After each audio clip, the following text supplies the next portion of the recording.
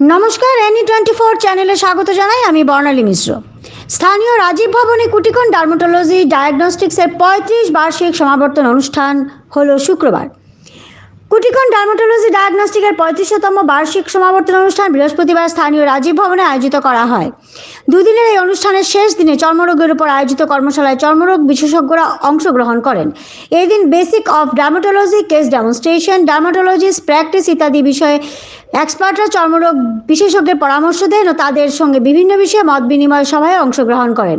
এই দিন বিকেলে আয়োজিত সাংবাদিক সম্মেলনে বক্তব্য রাখতে গিয়ে বিভিন্ন চিকিৎসকরা জানান, চর্মরোগ সম্পর্কিত কোনো সমস্যা নজরে আসলে শীঘ্রই স্থানীয় হাসপাতালে চর্মরোগ বিশেষজ্ঞের সঙ্গে সম্পর্ক করা এবং চিকিৎসা করানোর আবেদন জানিয়েছেন।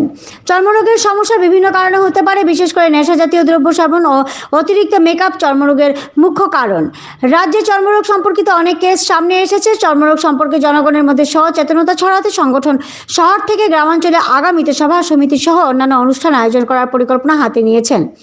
বর্তমানে তরুণ প্রজন্ম সহ শিশুদের ক্ষেত্রে চর্মরোগের প্রবণতা বৃদ্ধি পেয়েছে। বাজারজাত বিভিন্ন সামগ্রী প্রয়োজনের তুলনায় বেশি খাওয়া দাওয়া করা এই রোগগুলো দেখা যাচ্ছে। স্বাস্থ্যকর খাবার পাশাপাশি নিয়মিত ব্যায়াম বজায় রাখলে চর্মরোগের সমস্যা কিছুটা হলেও হ্রাস পাবে বলে জানিয়েছেন তারা। সাংবাদিক সম্মেলনে চর্মরোগ সম্পর্কিত অন্যান্য বিভিন্ন বিষয় তুলে ধরে নিজেদেরকে সুরক্ষিত রাখার পাশাপাশি সমাজ ও দেশকে সুস্বাস্থ্যকরভাবে এগিয়ে নিতে সকলের সহযোগিতা কামনা করেছেন আয়োজকরা। আপনারা এই খবরটি দেখছেন NE24 চ্যানেল থেকে। এভাবে আরও খবর পেতে হলে আমাদের এই চ্যানেলকে সাবস্ক্রাইব করুন এবং ফেসবুক পেজটি ফলো করে পাশে থাকুন।